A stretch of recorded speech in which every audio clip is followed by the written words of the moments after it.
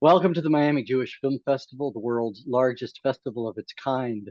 We want to thank all of our members, sponsors, community partners, all of you film lovers, and especially our presenting sponsors, the Center for the Advancement of Jewish Education and the Greater Miami Jewish Federation, for their continued support throughout all these years. I'm Oren Steer, professor of religious studies at Florida International University and director of FIU's Holocaust and Genocide Studies program, and I'm excited to be moderating a virtual conversation with Michael Turner, director of the film Monument, about his grandmother and so much more, which is premiering at this year's festival. Thank you all for joining us. So, Michael, if we could begin, I know in the film you talk a little bit about what led you to create it, but I'd love to hear more about the impetus for making the film and the timing of it, especially. Thanks for asking, Oren. The film was something that I had really wanted to make ever since I became interested in movies. Like my grandma's experiences in the Holocaust were something that really captivated me as like a young person, but there was always a silence around it where she never told us stories from her past, so it was always quite mysterious for me. And if the interviews that the Shoah Foundation had filmed with her never existed, like her whole story would have been lost, basically, I think. But it was only after she died in 2010 that I really felt like I had the permission to start watching her interviews and to start exploring all of these questions that I never felt like I could ask her while she was alive. And it was really a long process of becoming better acquainted with her story over those first years after she died. And it was all kind of just like a vague thing in my mind until the Tree of Life shooting in 2017. When all of a sudden my daughter was 1 year old, and this world that we had inherited, like all of a sudden felt much scarier than I had expected. Like I'd always felt like the Holocaust was over, and the monument that my grandma made was kind of like this period at the end of a sentence. But instead, it like that incident in Pittsburgh really started like making me want to like find other Jewish people to kind of like figure out what it meant to me to be Jewish. And just like memories and scenes just kind of started spilling out the morning after that shooting. And really wishing that my grandma was here still to be able to ask her about it, and for my daughter to know her. And so the film really came out of that desire for my daughter to be able to know her, and for me to know her. Like I knew her on one level, but her life experience was this kind of like undercurrent, and I wanted to know that part of her too. Wow, fabulous! Thank you for that answer. That that issue of the mystery at the core, the Mm. silence, the unspoken parts of the Holocaust survivor narrative. It's such a recurring theme for so many children and grandchildren of survivors. Mm. And you, as a filmmaker, have tried to create a document, create something that responds to that fills it in a way. Um, in the film, you talk about how successful that is in terms of filling that in. the climax. I didn't want to get to the climax already, but it's coming up. About visiting the monument memorial itself, and what you had hoped you would get out of it and what you did get out of it. And I'm just Mhm. wondering how that reflects for you back on this desire to address the mystery and the silence at the core of your grandmother's story. Yeah, I feel like it was a reminder that we can watch all of the interviews in the world and still never really know what it was like to experience what she experienced. And there's like a big part of her that is gone. And at the monument, I did really feel the sense of emptiness. And I think the whole film in Hungary, I was hoping to be able to convey the kind of like haunted feeling that I had there, of like people missing, and like a life that was once very rich that was now just kind of like an empty shell in a way. And um people had kept living there, but it, I feel like mystery is such a central part of art, to be able to make something that's like nuanced and not putting forth answers to these questions, but to really just keep asking, like, how did we become who we are? Life is this whole kind of like entangled passageway, and my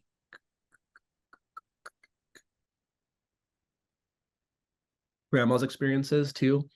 I like feel like I know her, and like her memory, like I feel like I've gotten so close to her and her memory from working on the movie, but I have more questions than before I started.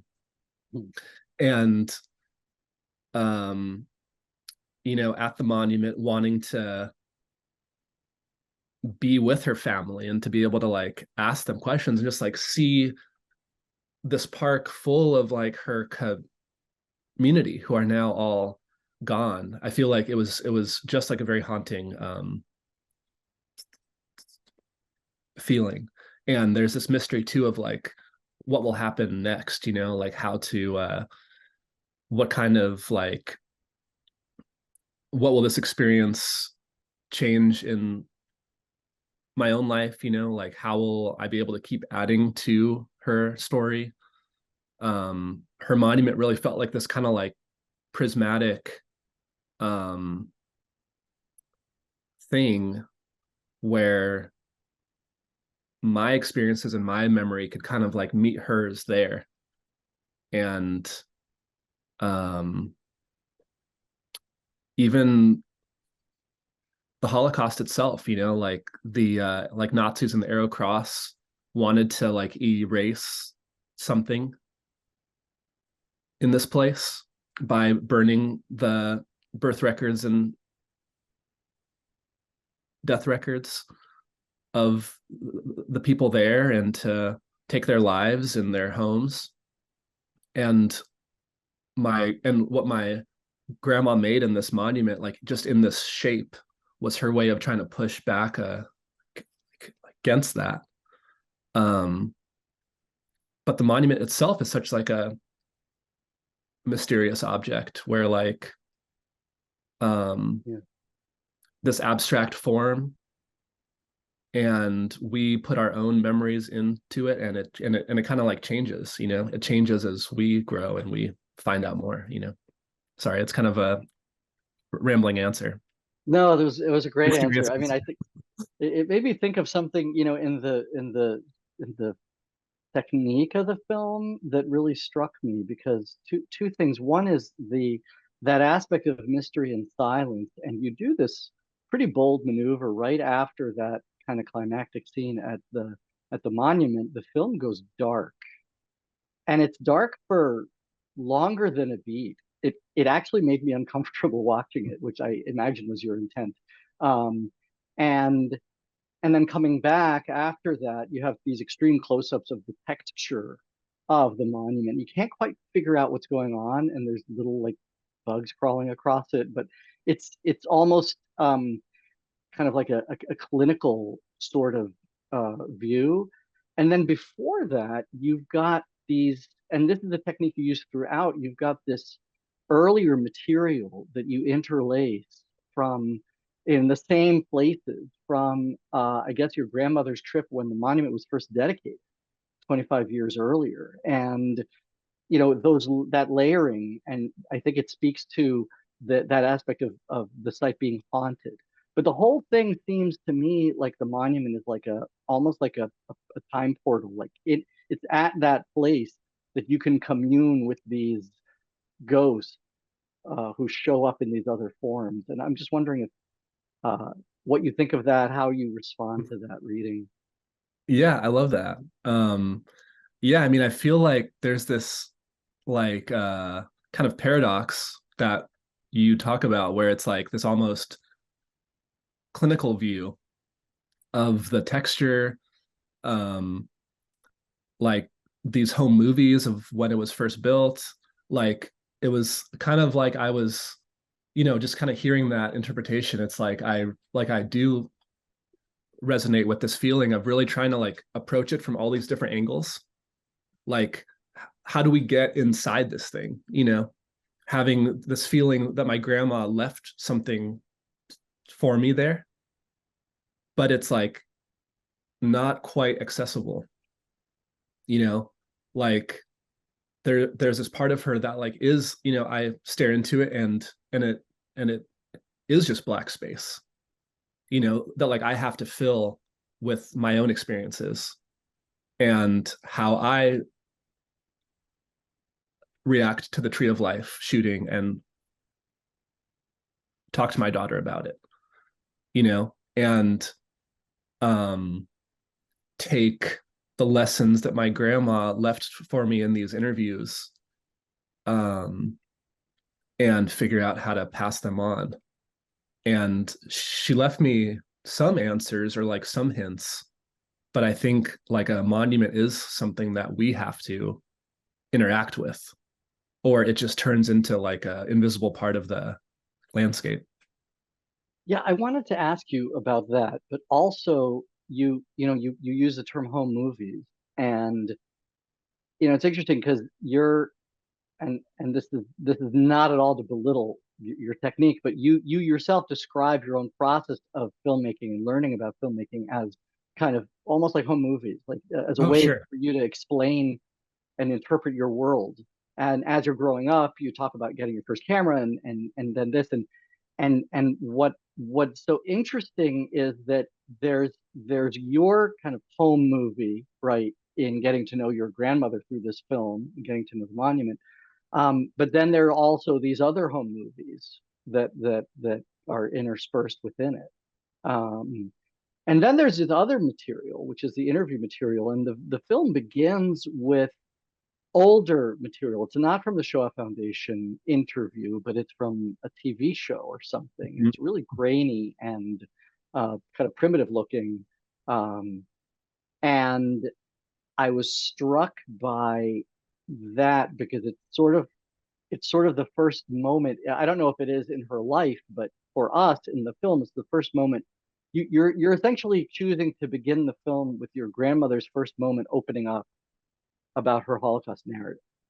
And the interviewer, in fact, says something like, you may find it hard to believe, but this Mhm. woman is a survivor of, you know, and it just it's striking that stance you take. You make it very clear the film is about your grandmother, right? Like she's the first person you see there, right? And then her journey of self-discovery and telling her own story is paralleled by yours in the film. And again, they all meet at the monument. Right. So um,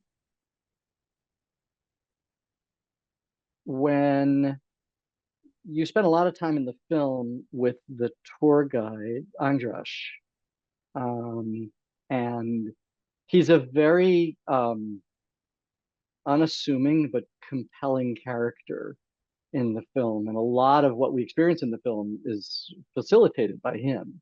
So we're kind of going on this tour with him essentially. And he says, uh, this amazing line. He says, "What you're seeing is what's not there anymore." Well, you have to understand that what you're seeing is what's not there anymore. And I just, Yeah. could you comment on that? Yeah. Andras, I hope I was able to capture him in the movie in some way. I feel You like did, yeah. like he was the trip really would not have been what it was without him. His wife is actually a tour guide, but she was unavailable for the movie, and she told me that, hey, look, like my husband, like his family is from this same area as your grandmother, and he might like to take you. Hmm. I was like, oh wow, yeah, let's do it. And just being picked up by this guy with this thick New York accent, and it caught me off guard, and I just loved him right away. And So he he's not a professional guide, or no, he's he's, no, oh, uh, wow. he is not a professional guide. Like he has like other responsibilities for the Jewish community in Budapest, but no, he's not a professional guide. Um, he is just someone who really cares a lot about the Holocaust and history. Like his mother was in the Budapest ghetto, and his father was in Auschwitz. So it's all very close for him. And it was really cool just talking with him when I first arrived, and like hearing how like his like relationship to Judaism was so similar to mine. Like he celebrated certain holidays, and like there was this kind of like mystery around what happened to his family that he didn't have answers to until much later. And just this idea that like Judaism was this like fabric of his life, but not really like knowing Hmm. what it was, or like how to incorporate it into his life as like a modern human being. And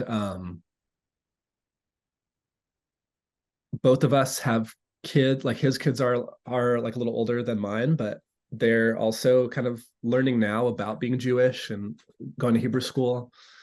And it just felt very much like we were cut off from the source of what it meant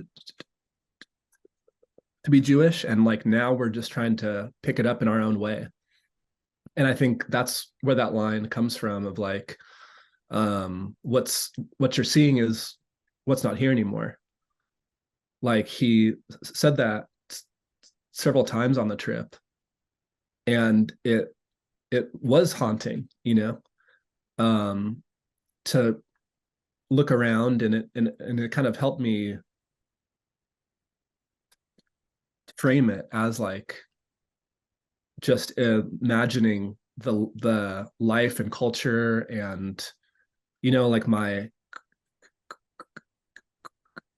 great grandfather's bakery, where like all of the Jewish Hmm. people in town would bring their meals to stay warm overnight in the big oven. um all these things that now like you look around, and there's kind of like mattresses and trash bags and um overgrown lawns, and it's just kind of like, huh, Um, yeah. Yeah, it's very visually arresting, that scene where you arrive at your family's um, former home, the bakery, and you don't, I think out of respect to the current residents, you don't show their faces, but it's so we're just looking at the ground, we're looking at the dirt, we're looking at kind of all the just detritus and stuff that's just lying around there, and it's a visual reminder of the things that aren't there.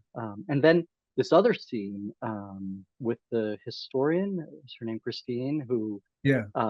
this just really just absolutely wonderful, joyful sort of scene where she talks about her work and her historical technique and uncovering and investigating these photos, and then you come into the room in the Jewish Community Center in Summer High, and it's filled with life in these photographs, these oversized photographs of people. What she say? She said, this is what they did. They would dress up, and this is what they did for fun. They dress up and take pictures, Mhm. right? It's like just like this whole society, this whole culture that now, if not for her work, it wouldn't even be preserved in this one exhibition. And that's also a very, very poignant reminder of what's not there. Yeah. Um, I Yeah. Yeah. Just like one quick note, just like about how the film was made and the effect of just our small team who was involved with it. I just love that you mention or like feel that that scene was a joyful scene in the photo exhibit, because I always thought of it as kind of a quite like a heartbreaking scene, and it was only when I started working with our composer Bill, um, that we were working on that scene, and like he just started playing something much like warmer and um joyful even, and it just brought the scene to life in a way that I hadn't seen before.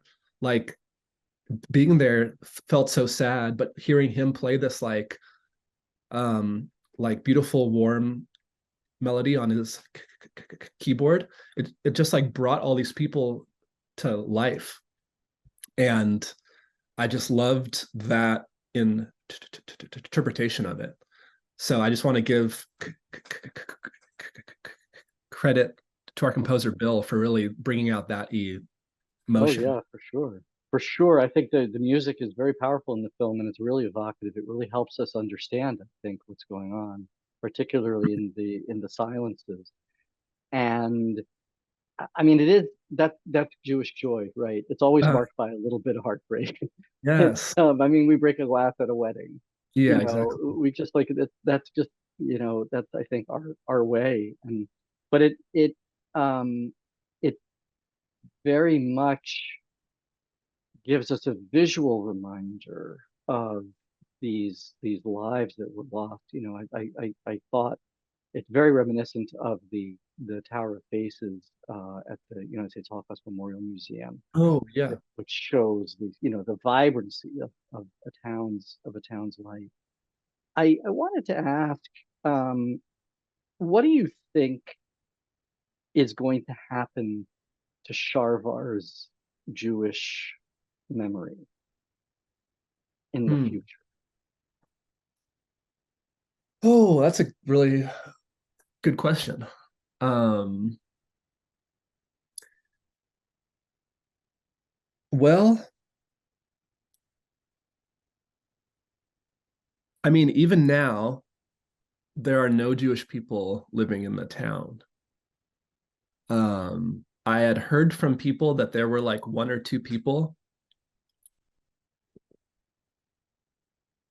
left there who were Jewish, but they were kind of like in hiding. Um, so it is a really good question. I mean, in some respect, the Jewish memory is already gone. Like when my grandma went back in the 90s for the first time in 1994, she was told that there were no Jewish people there.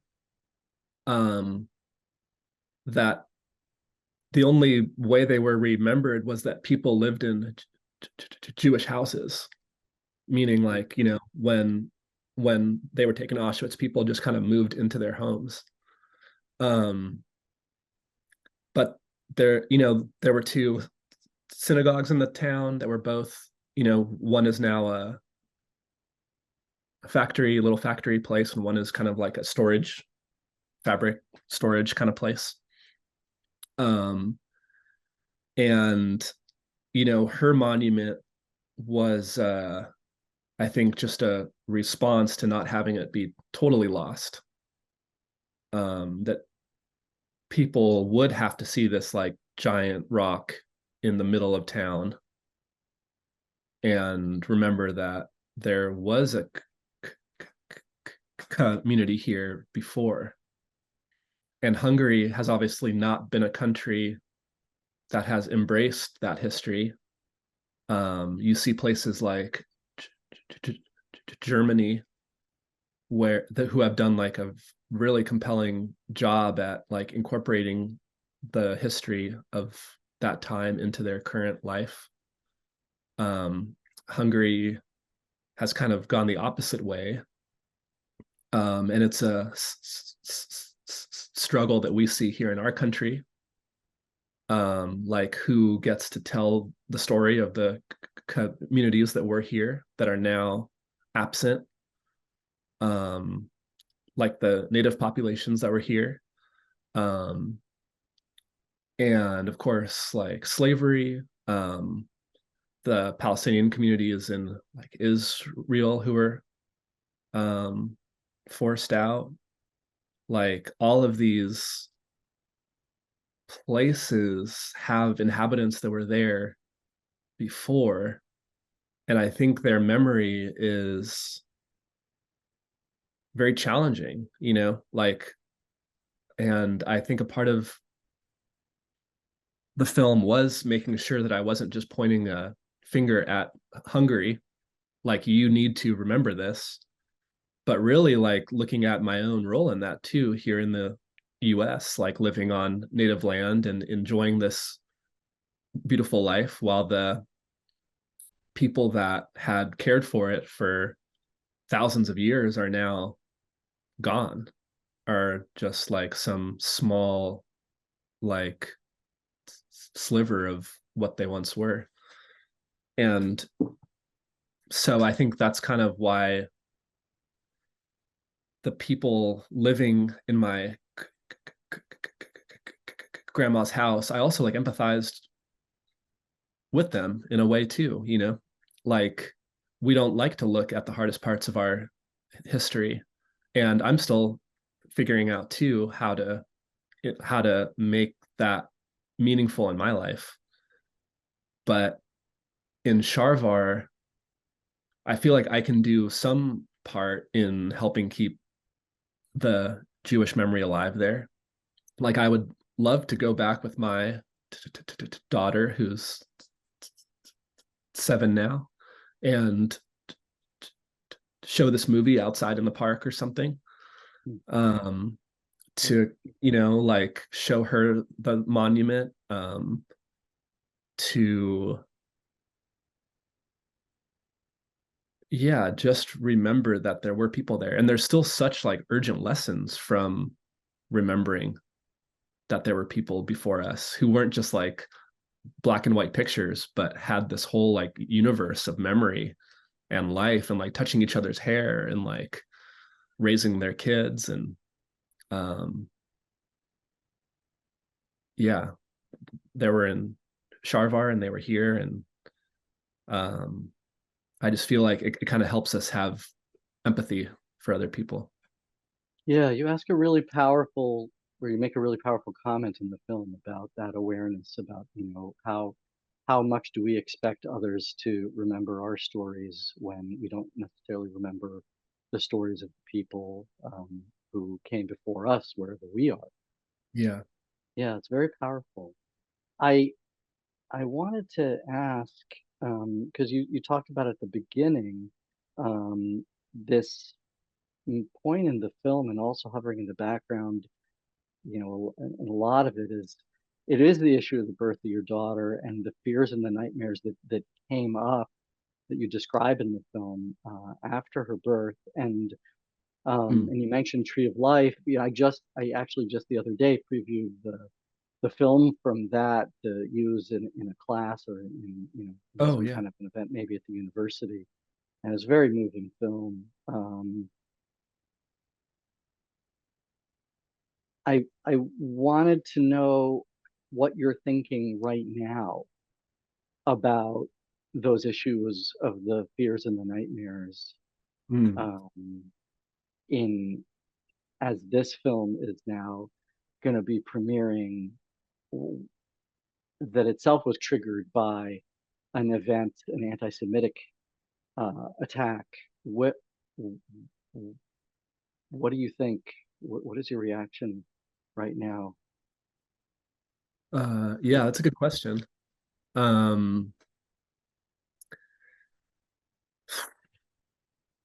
it's a good question.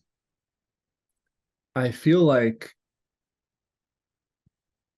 the Tree of Life shooting really triggered something new in me, like a just like a new kind of fear that I hadn't felt since like reading, like when I went to Hebrew school, we used a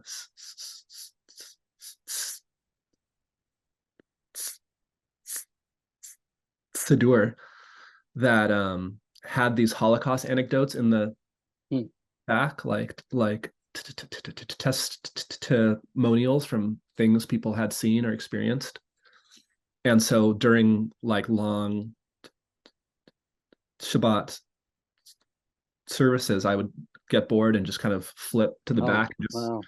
read these stories. And I was probably like, like 8 or 9 or maybe 10. And they were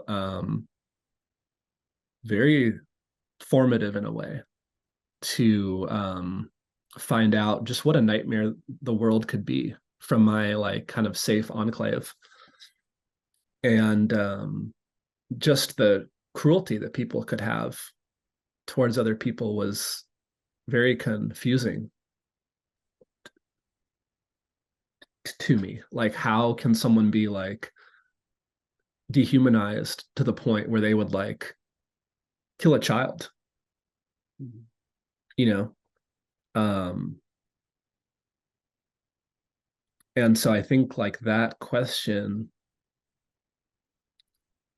um, is still something that is on my mind a lot, now. I mean, this is like, I'm not sure when people will be watching it, but this is like, this interview right now is taking place about just under a month and a half after the Hamas attacks in Israel. And I think that question of like, um, just the way that we dehumanize the other, where Hamas can come in and indiscriminately kill families, and like Israel and the US can go into Gaza and kill countless innocent people. Um, it's just this cycle. And I mean, even here, it's like it's like hard to process. It's like hard to it's like been hard even on social media since the October 7th attacks happened, to see the ways in which people are just divided into these camps that seem to ignore the complexity and nuance of these issues, the historical context, and just the value of every human life, whether they're American or Israeli or Palestinian. Like every life has value and potential and like a whole universe of memory. And like it's just so hard to see like a whole new generation of people who are going to be telling their grandchildren stories of survival and mass killings, how my grandma passed on these stories to me. Like she Yeah. talks about in that first interview, she was just like, it feels like we haven't learned anything, you know? And that must have just been so tough for her to see that back in the 90s, you know? And it still feels very much like, you know, like with this film or in this, in some small way, or just like all of this work that we do, um, what this festival aspires to, I'm sure, is just to like try and like tell these stories with like nuance and um grace and complexity, and just to try and like make people see each other's stories more clearly. Thank you. Yeah, I think I I think one of the things that the fears relate to are, I think it's a question is that is there such a thing as evil in Mm, the world? Is mm, there and and how deep is anti-Semitism? uh-huh. And you know, I think those are the perennial questions that come up related to the Holocaust. Um, and yeah, sadly, they come up again and again. But what is, I think, so terrifying is that sense that that there can be such evil. Mhm. Um, but I wanted to, I, I want to, I think this is my last question. But your grandmother says in the film, from the Shaw Foundation interview, and she's describing the monument. She says it looks like a combination of a casket and a headstone. And then she says, "This is my funeral. This is Mm. the funeral for everybody." And I'm just wondering, was it? Do you think it was? What was it for you? Like the dedication, or like for me just being there. Both, Okay. everything. I mean, Yeah. is the film your version of a funeral for your Mm. grandmother Wow. in the Yeah. way that the monument was a funeral for her and her community? Yeah, you know, like I And does that translate? Does that continue forward? Is it an eternal funeral? wow, eternal funeral. Um yeah, I mean I hope the film is a monument to her and her efforts at memory.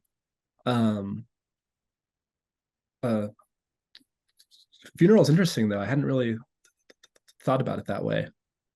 Like I think for her, I mean, you know, I made a film about survivors here in Portland, Oregon, who went to the camps in Poland and gathered soil at all these different camps and brought it back to create a Holocaust monument here in Portland also. And I really feel like I saw some similarities in them needing a headstone, Hmm. um, just like a place to go or like a place to feel like their family was um, remembered. Uh, just that like missing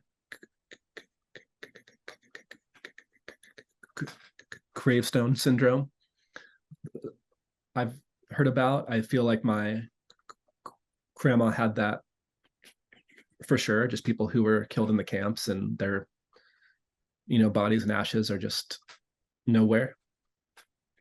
Um, you know, and I think that element was very satisfying to her.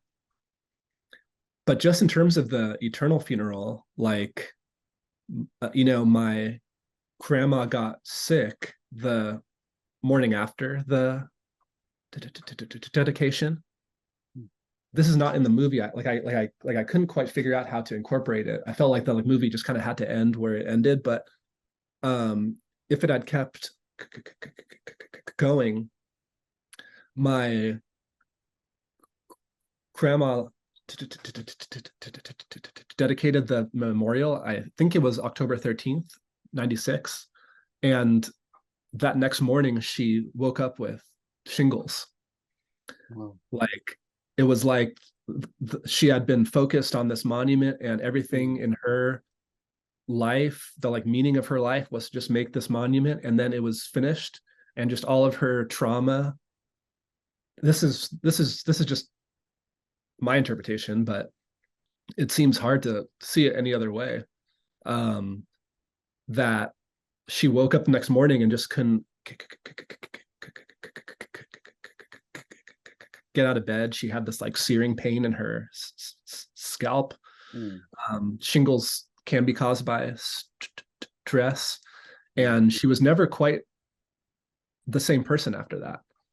She was always on some kind of medication and was just kind of in bed a lot more after that. And it really did seem like she left something there in Sharvar. She had left some life essence of herself there with the monument. And after that experience, she just kind of felt a little bit more sapped of something. And so I think it really did make it feel there is a real memory is real, and going back to go back over these traumatic experiences and to contextualize them, or to go back into that world, has real consequences in our physical bodies. And it's still a very mysterious thing to me, how that thought that you brought up in our very first question of mystery, how does memory affect our actions now? And that was something that I wanted to explore in the movie too, just how memory is not something that's frozen in time. It's something that we're always revisiting, and it's changing, and it's affecting us as we grow.